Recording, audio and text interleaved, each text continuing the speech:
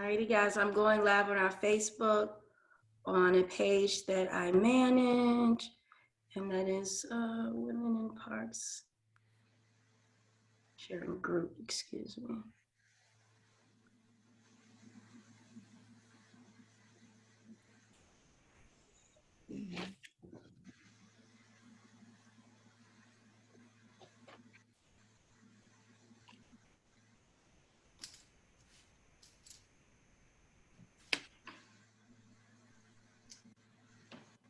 All right, our live stream is preparing now, ladies, and I'll start letting people in. We got 41. I'm gonna go ahead and start letting them in. And I think that they are, let's see, all of our attendees. We have 37 attendees, ladies. We have 2 individuals that are called in and they can hear us. So welcome everyone. We are streaming live on Facebook and we are excited about today's session. So as everyone is starting to come in, I'll pause just a moment so that we can allow all of our guests to get into this wonderful session for today. I'm Lakita Watson, the Executive Director for the Richland County Recreation Commission. But of course, today I am coming to you as one of the administrators for the wonderful Women in Parks and Recreation page that just hit 7,000, might I add, this past week. So we are way excited and appreciative of your commitment as women in our wonderful profession. And so today's discussion is something that's near and dear to so many of us. It's where I got my start. I got my start in the summer camp back in 1994. So yes, I'm telling my age just a little bit. But it was those experiences in summer camp that led me into this long, wonderful, great career that I've enjoyed called Parks and Recreation. So today's discussion, as I shared, is near and dear to me, as well as the other administrators and our wonderful member, Miss Maria, who will be introducing herself. It was her post that kicked this all off, and I was watching, as you do every day, Women in Parks and Recreation jump right on as she shared, hey, it's time for us to start planning for camp because we've gotten the go-ahead. So what do we do during COVID-19? So in today's discussion, that's what we're going to talk about. If you want to get questions answered throughout, please use the tools of Zoom. Down below, you have the question and answer. Also, you have the chat feature that you can utilize, and we'll be going through and making sure that we answer any of your questions. Our wonderful ladies will also share with you ways to get in contact with us and stay in contact with us. So now I will go to this next, oh, we see it right here. Drop your name and where you're from in the chat box. Thank you, Katie. Katie's awesome. Yes, thank you, Katie, for knocking that out. So we'll go ahead and go to the next slide, madam. Miss Maria Mentor from Farmers Branch, Texas, putting everything together to form your summer camp. Again, on behalf of Women in Parks and Recreation, thank you for that wonderful post that brought us here today to start this great dialogue. And I'm going to turn this over to you for a little while. Tell us about your wonderful community, what your role is, and what you hope to get out of this discussion today. Okay, great. Thank you so much. And thank you, admins, for organizing this. I really appreciate it. Like Lakita mentioned, I'm from Farmers Branch, Texas. We are a smallish town just north of Dallas. And like the rest of us, I coordinate a summer camp. Normally we take 350. This year we're scaling way back. We've got a lot of modifications in place. We're reducing our enrollment. We've moved our location. We're actually going to be operating our program at our senior center this summer because it's closed to the public. So we are going to have exclusive access to our senior center. So that's going to be really great for us. Of course, like everybody, we've ordered tons and tons of cleaning supplies, hand sanitizer. We're going to have a day porter on site. One thing that I think is going to be really helpful too, and if this might be happening in a lot of other communities, is the school districts offer a summer food service program. And during the school year too, they've been offering the grab and go meals while the schools are closed. And they're going to be continuing that into the summer. And so our families, we're promoting this program to them, that they go pick up the grab and go meals and we'll store those for them, but that way they've got access to breakfast and lunch 5 days a week. I've also got our fire department, our EMS people are going to come in and do training for our staff on the modified CPR and first aid techniques that keep COVID in mind. So no rescue breathing, making sure we wear a mask and we have goggles, all that kind of stuff. We're ordering supplies, individual supplies for each participant. So we're not going to have communal crayons, basketballs, anything you can think of. They're not sharing any of it. So we're going to have kits for each child. It's going to be labeled. With our summer program, a lot of times we mix the groups. This summer, we're not doing that at all. Each age group is essentially going to be its own camp, and they will be operating with the same staff, no exchanging of staff members. Also, we are fortunate to be able to take advantage of our aquatic center that's going to be open this year.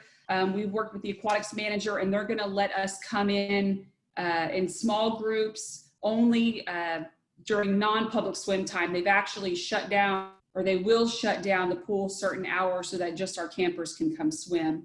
We're also going to use painter's tape on the floor to do social distancing, kind of like what we've seen in that park in California. I think that's done the areas. We're going to do that on our in our large spaces. So yeah, it's just a lot of modifications, and those are the bigger pictures, but it's like, okay, well, now we have 10.5 hours each day in camp.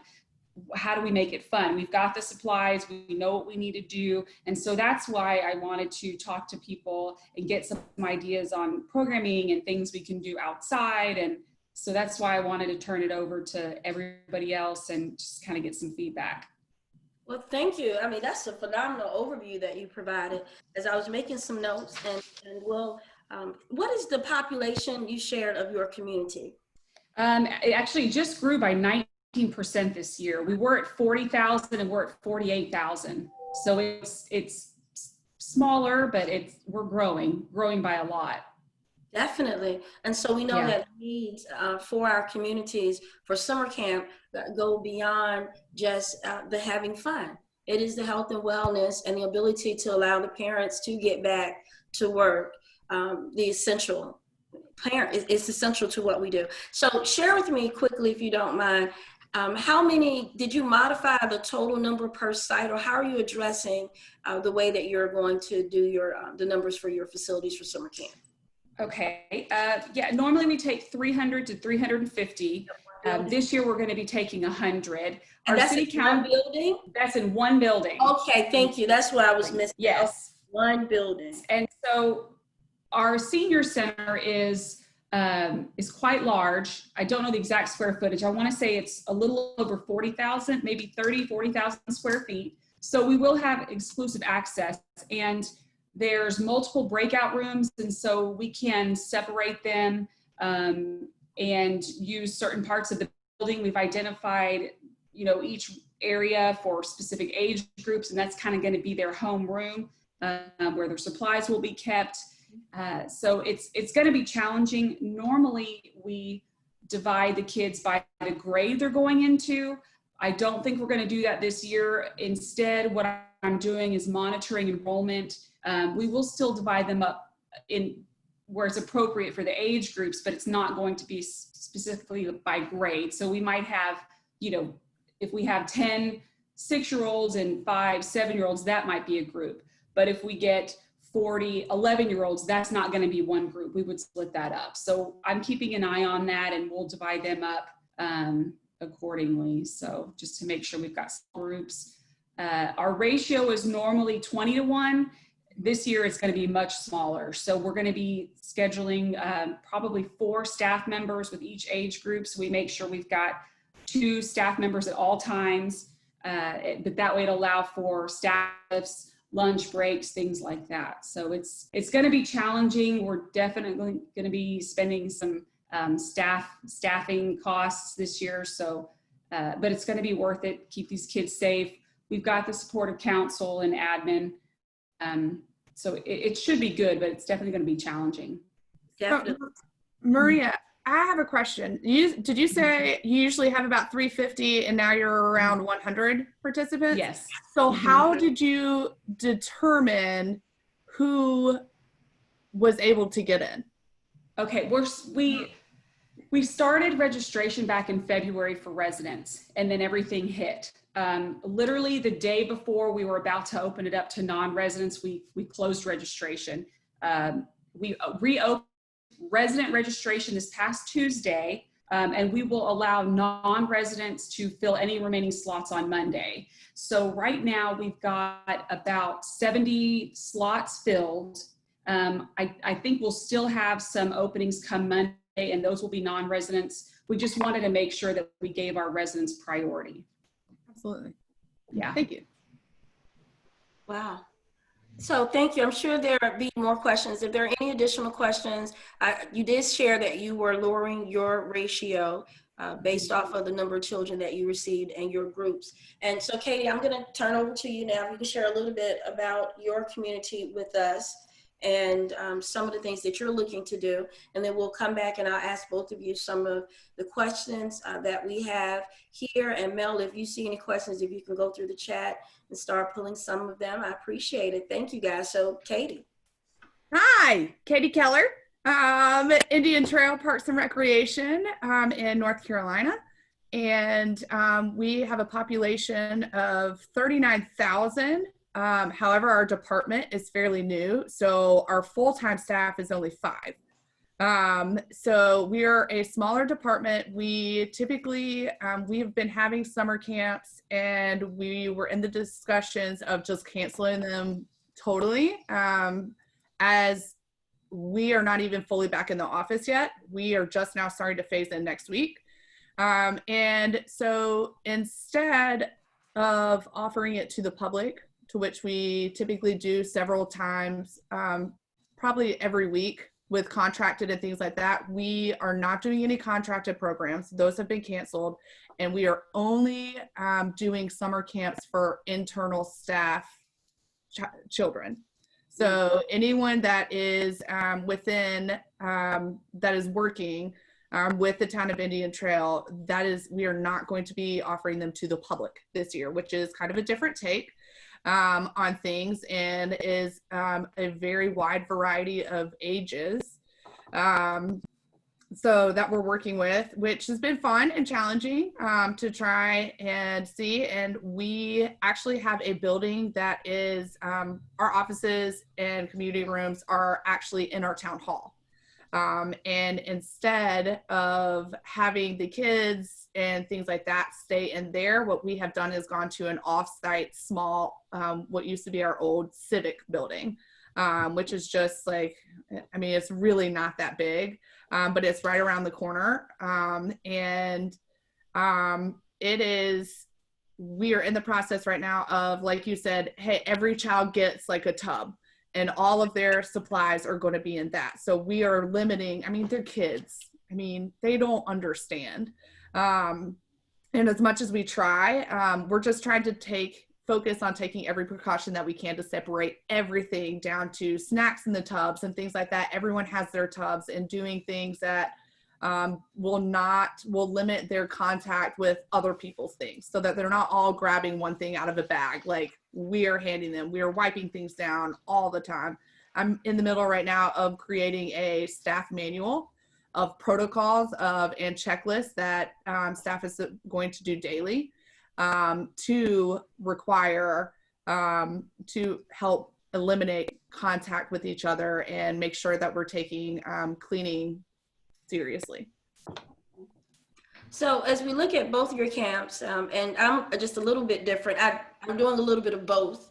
I'm doing the essential camp, and as I've been just looking at the landscape of the virus and the impact that it's had, not only on our health and wellness, but on our economy, on our families, on our school system, I felt that if we have facilities that have the ability to be modified, to bring children back into our facilities, out of the house, to increase their socialization and really give them an opportunity to have a little bit of fun again, we decided that we're going to do that.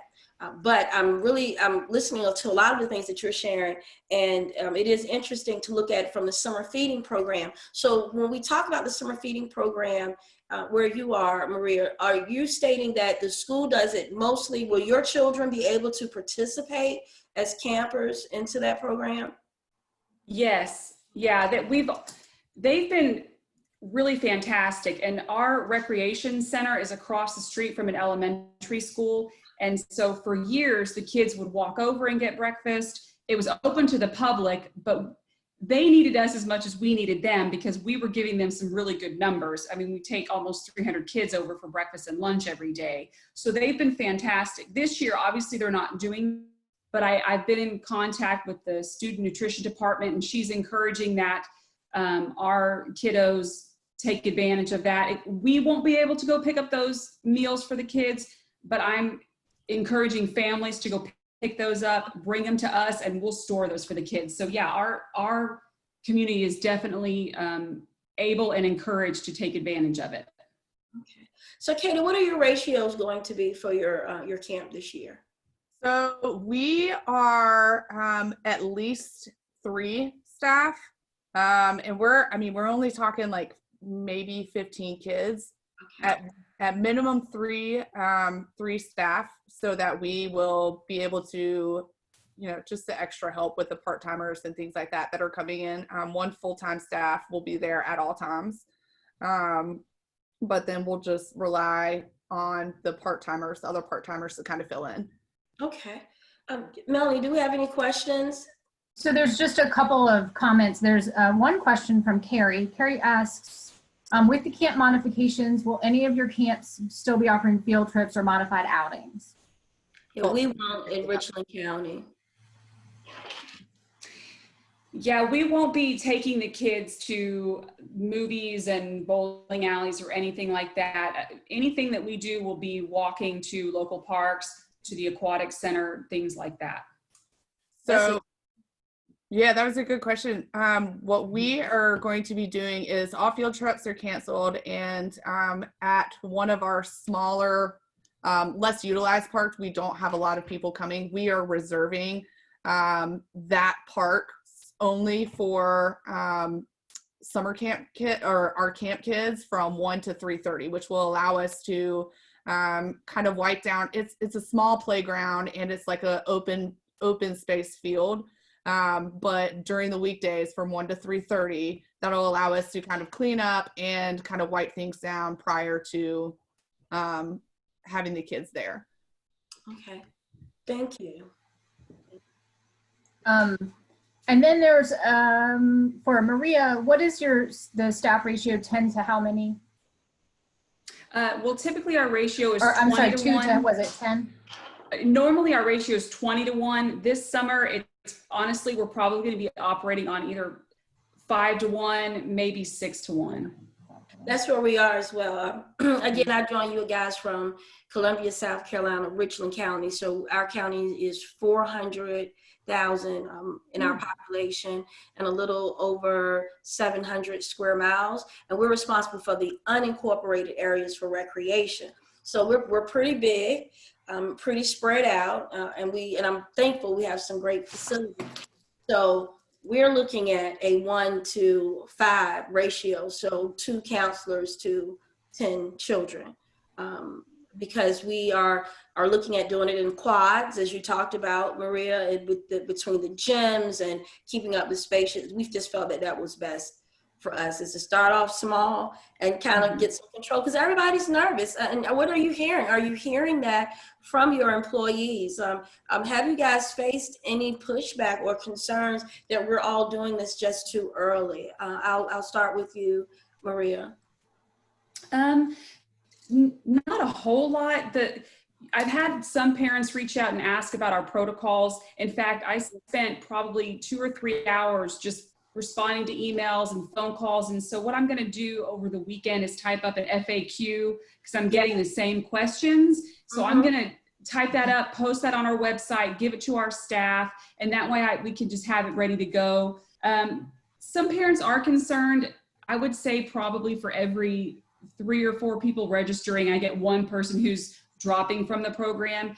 But what I've been telling parents is, you know, it's obviously this is a moving target. We're going to do the best we can. My son is enrolled in the program, and I wouldn't have him enrolled in the program if I didn't feel comfortable with what we're doing. And that's been giving them some peace of mind. So I think if anybody can say that, or, you know, if they have any sort of like personal connection, that's made a real difference. Thank you. That was a good answer. There are several or a couple comments just generally that you all might find helpful about how some people are separating their groups by family so that the exposure is not spread between families. And then with that, there are several questions about what health screening measures do you have in place? How often will they be implemented? Will you be providing masks? And if there is an exposure and a positive, what will you do? What is your process? So if I want to go back to the protocols. I think that's very important. As I've been looking and reading about this information and us opening back up, that's one thing they're saying is that parents want to see the protocols, or citizens period, as they come back into our facilities. What are we doing differently because of COVID-19 to ensure for their health, their wellness, and their safety? So that is definitely important. Thank you for sharing. And so talk about that, Katie. What health measures are you putting in place for this health screening? Yeah, so we actually just had a conversation about this today, and prior to so our local hospitals, Atrium, they have come up with an app for employees or employers, so that you have to answer a couple of questions even before coming into work. So like when you get out, you have to pull up the app on your phone, and you have to answer questions like, have you been coughing lately? Do you feel good? Have you had any of these symptoms, and things like that? And we're required to check in before stepping foot in the building. So that's going to be one of the things that we are communicating to parents, and as well showing them like our staff manual that have the checklist and that have the rules and regulations for what staff is doing throughout the day of, hey, we're going to be Cloroxing the tables or whatever, but all the kids are going to be outside while we're Cloroxing so that they don't get high on the fumes, like all that type of stuff. We're putting in this manual of and giving it to the parents ahead of time so that they know those protocols. And we are coming up with the protocols for the kids as well, that these parents have to, each and every single day, whenever they sign in, they have to fill out a sheet that states, my kids had none of these. Okay, so every day. Yeah. Can you share that information?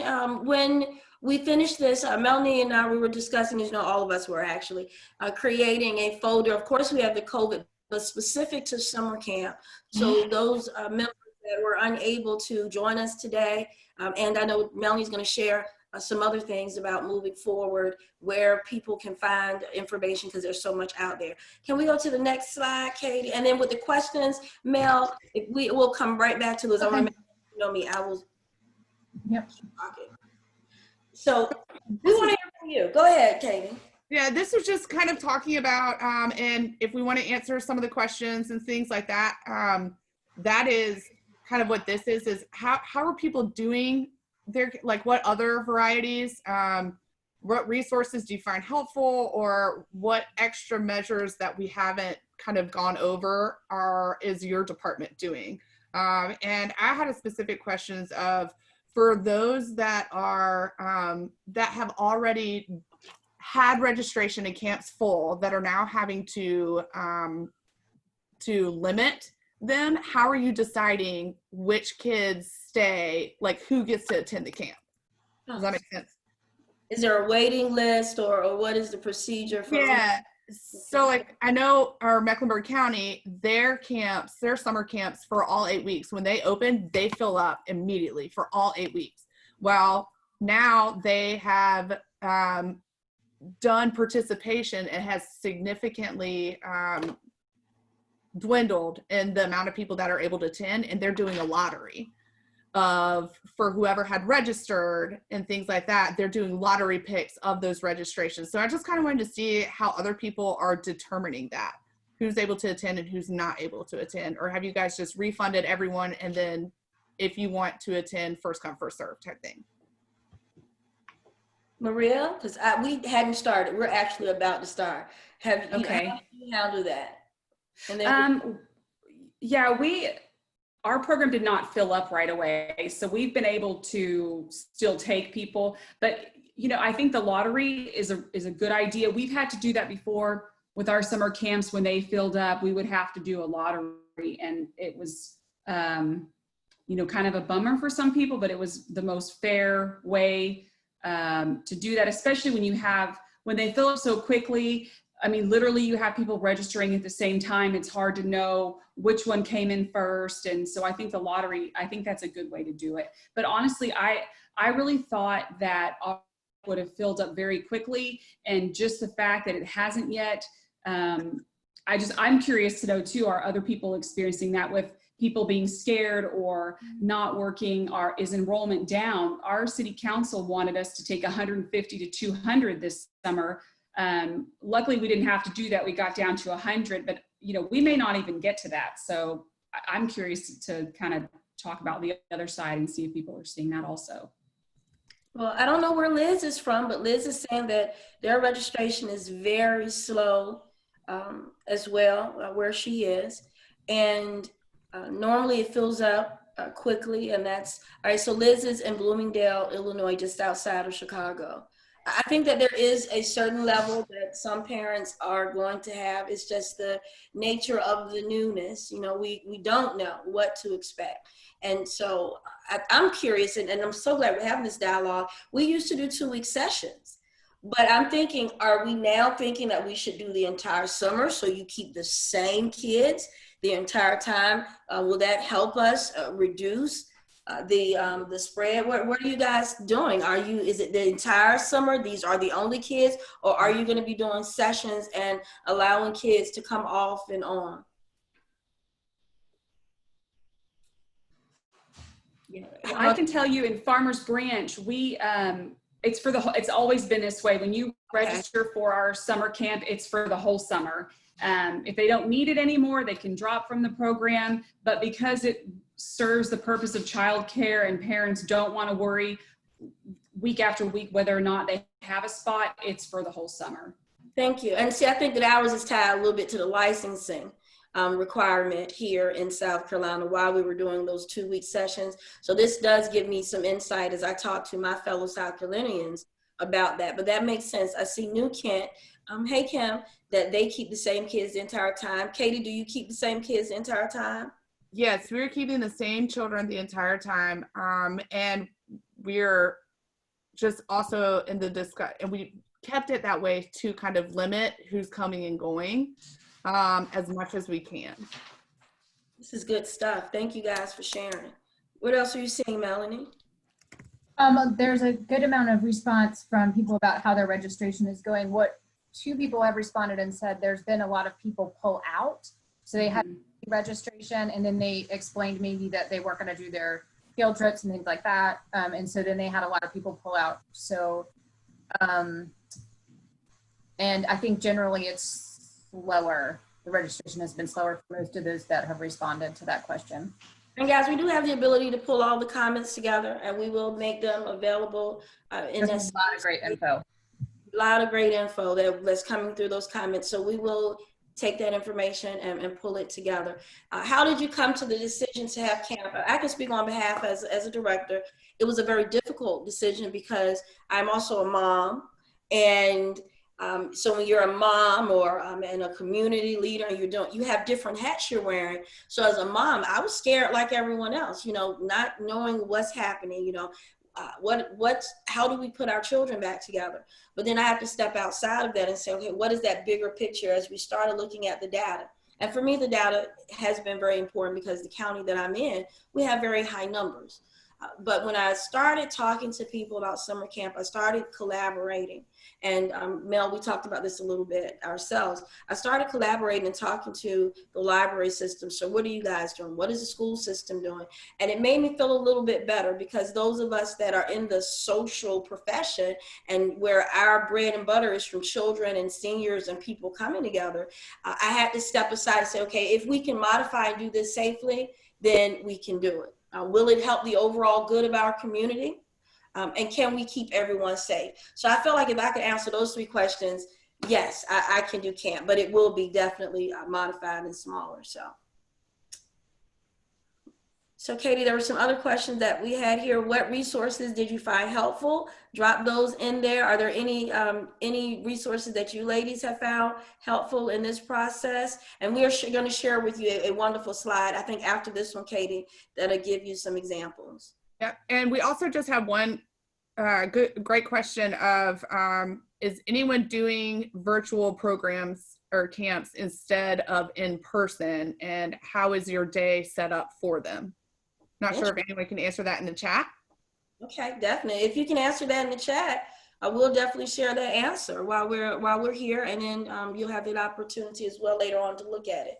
So it was a lot coming at you guys. Did you feel that way, Maria, Katie, Melanie? Every time we turned around, it's like, here's a link, here's a guideline. I was like an information overload, and when we were doing the reopening plan, I was just sending my deputy just so much stuff. So when you think about those tools that have helped you, I will be honest, for me, going to the NRPA website, and what NRPA did was link all of these other areas, and that helped me.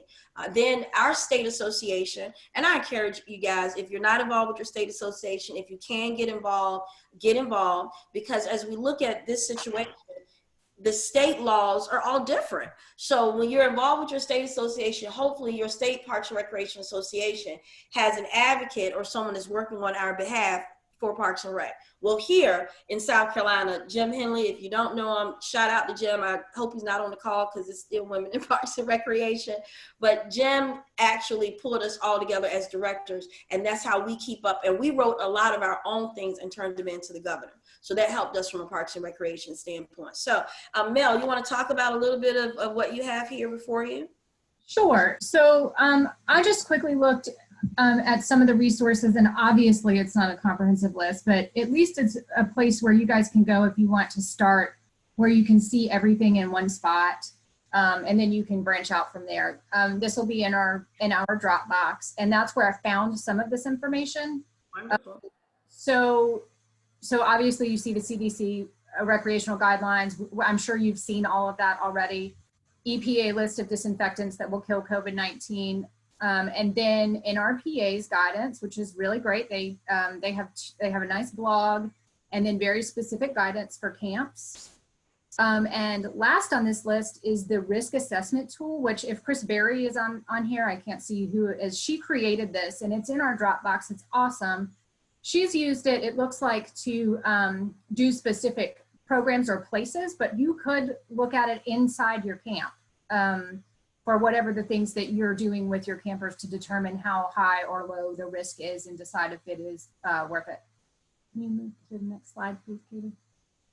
Oh, sorry.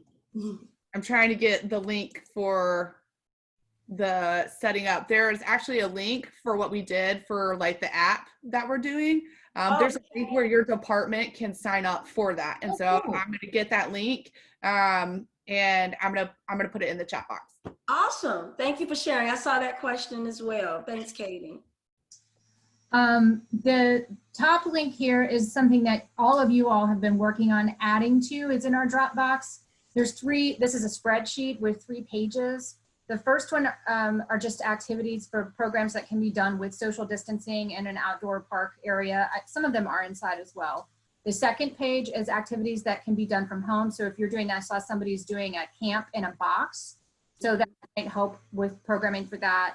And then the third spreadsheet is virtual activities. And of course, you all can continue to add to that. There's a lot of great ideas. It's called Can't Touch This. And it was started by one of our members, and I'm terribly sorry I cannot remember her name, but it's a great resource, and go ahead and use it. Angleton, Texas, they have on page 9 of the document, there's a specific guidelines for camps that go into the details that you all talked about today. So it's just another example of how another municipality is going to use guidelines for opening. And then youth soccer, this is not a camp related document, but it does give some really nice examples of how to separate and how to give everybody one ball and be 10 feet apart, and how they're reducing carpooling. So there's just some examples that you might like to adapt for your needs. And I think that's all of them. Is that all of them? Mm-hmm. Thank you. And see, and it is so important that we all share where we can. I saw a lot of comments about where can they get access to this data. We are going to make sure that it is loaded onto that Facebook page and into the Google document. We did have a brief discussion about 2 weeks ago where Katie and I, along with Mel, talked about how to maneuver through the resources.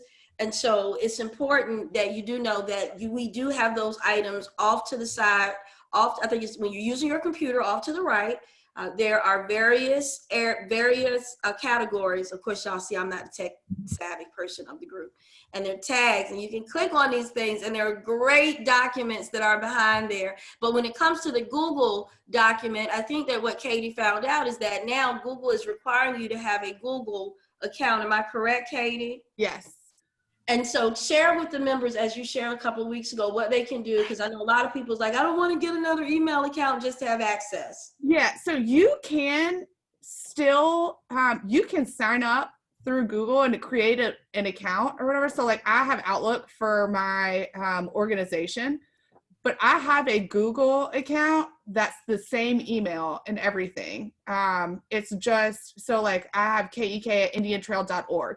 I created a Google account with that same email address, and it's just a drive, but it registers you as a Google account, so you're able to access the drive. And you don't have to set up a new email or anything. It's just set it up as a login, essentially, for the Google Drive. So that's where we have all the documents at now. We're still, of course, short-term, long-term goals. Where is the space that we will eventually keep all of these types of resources when we have to go beyond Facebook and beyond Google Docs. So we, as your administrators, are creatively coming up with ideas and ways to ensure that for the long term, that Women in Parks and Recreation will always remain that resource for all of you great ladies. So with that, Mel, is there anything? There's a lot going on in the chat box, and I see some Q&A as well. So I'll go ahead and get started with the Q&A, and you can move to the chat box and see what stands out to you. Are there any of you doing virtual programs? We said ask instead of in person, and how is your day set up for them? I know that there's also a page dedicated on Facebook to virtual summer programming. I know there are a lot of members that are a part of that page, and they have a lot of dialogue. I know it's not something that we're doing at this point, because we also have to be reminded, and you look at your various communities, do you have the infrastructure to be able to handle something like that? And we have some really rural areas in our community, and then there are some individuals that don't have access to the internet. So that is one of the reasons why we decided not to. Let's see, any other questions? Hi, Katie. I'm sure that you thought very carefully about your decision to serve your kids and rec staff. Have you gotten any pushback from the community?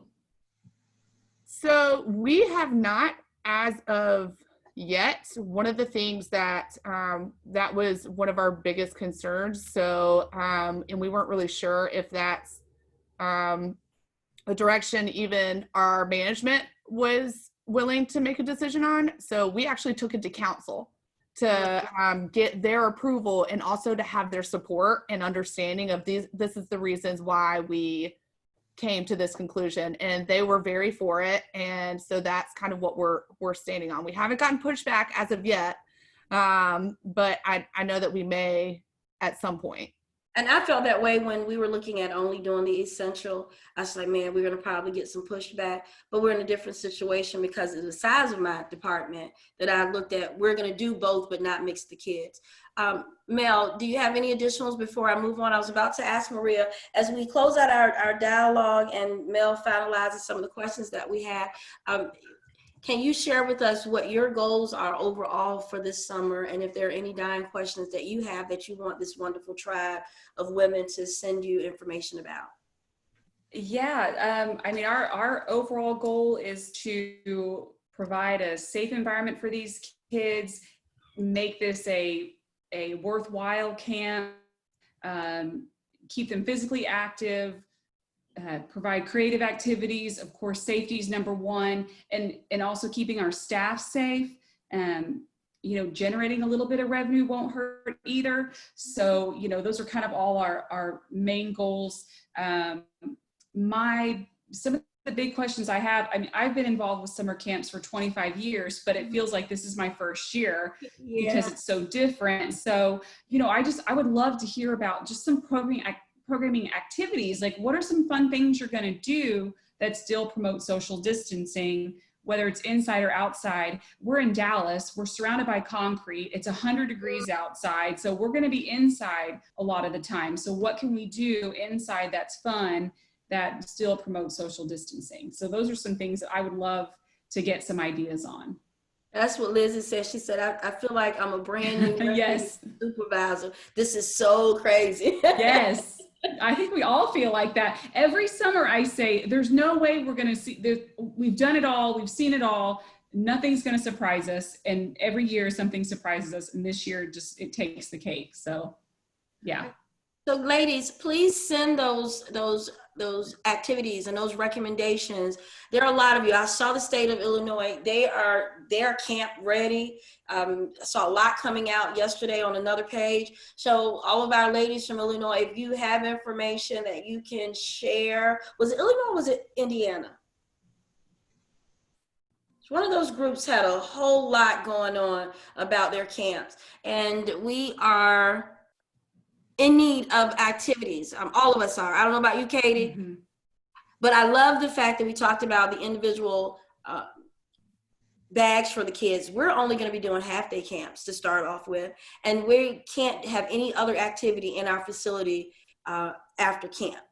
That actually came as one of the state guidelines. So that gives me a little bit of help, because that helps me from the cleaning standpoint. Of course, we have to do more cleaning, but we're not going to do any rentals this summer anyway.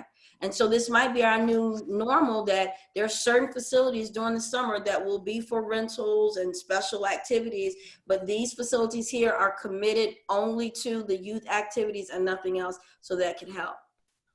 All right, so that concludes what I have for today. Are we missing anything, Mel? I see some more chat. There were several people that asked how they can get the resources. So I just want to explain that our Google Drive is at the top. It's one of our pinned posts. And then we'll also make sure to get that link out to you guys again. I just dropped it in the chat box too. I'm sorry. Oh, did you put it in there? Oh, you sure did. You're on top of it already. So that's where you find Can't Touch This. Right. Lisa wants to talk. I'm going to allow Lisa to talk, because she's had her hand up for a while, and I want to see her face as well. So we'll see that. Lisa, if I can't see your face now, I'm about to let you talk. I want to see your face as well, but I'll unmute you so we can hear you. I was trying to unmute her. You might have to unmute yourself, sweetie. There she is. Lisa. I apologize. I hit it by accident. I didn't realize how to shut it off. I'm sorry. Oh, so you didn't even want to speak. You just. It's okay. Well, it's nice to see you and meet you, Lisa. Where are you joining us from? I'm from the area of Bridgewater, New Jersey. I work at the Somerset County Commission in New Jersey. And I'm one of the program coordinators for the Therapeutic Recreation Program Department. So we have canceled our programs. Summer, we run a travel camp and in-house camp for children with special needs, mostly Asperger's, autism, learning disabilities. And we have canceled our programs, due to the current situation. and are looking more at virtual programming. So I was kind of reaching out to ask about that. If anybody had, currently set up virtual camp. We're doing virtual programs for our adults currently. We had a camp program, and I wanted to see how your days were set up for virtually, if it was like one day, 9 to 12 in the morning, running 3 different programs, things like that. So just kind of looking and seeing what other people are doing within Women in Parks, because we're all one big happy family. Thank you, Lisa. It's nice meeting you. And I'm sorry I do put people on the spot, and I didn't realize I would. That's okay. No worries. I do it all the time, like out of conferences, and because I love people and I miss my people. Like I feed off of energy, and I'm home, and I love being home, but I do miss my team. So this is definitely going to transition. So thank you, Lisa, for being a great sport and allowing me to promote this. Katie. Lisa, I sent you a response. I would love to connect you. Met County does amazing virtual programs right now. They have a lot going on. There is and for anyone for that matter, there is a professional that I would love to connect you with. Great, thank you.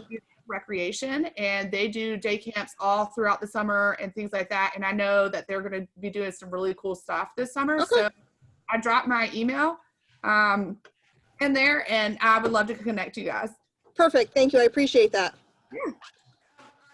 Any groups that are doing virtual training for their staff prior to them coming in, or you still just try to do everything and bring them? No, but that's a really good idea. So if you have any virtual training options out there that you would like to share with us, please send them. I always say we recreate, we don't recreate. So if you're willing to share your trademark secrets with us, and we will give you credit for your in-house stuff. And matter of fact, I challenge you, if you have an awesome in-house video that you've already created, because I know people are doing it all over, share it with Women in Parks and Recreation so that we can share it with the entire group. That way we can all help each other in these trying times. But I look forward to seeing some submissions for people that have already started doing it. Well, that concludes this, what I think was a phenomenal call. Unless there's anything else left, Melanie, before we hang up, and before I just close this out. No, I think that's it.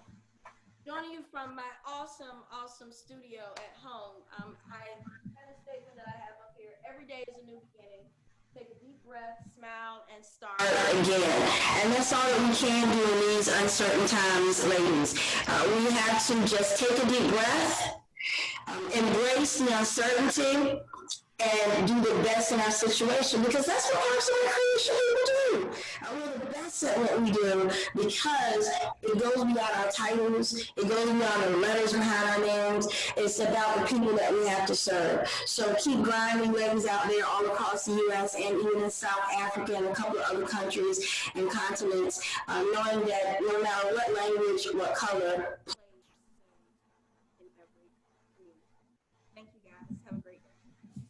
Bye. Thank you. Bye, everybody. Bye. Thank you.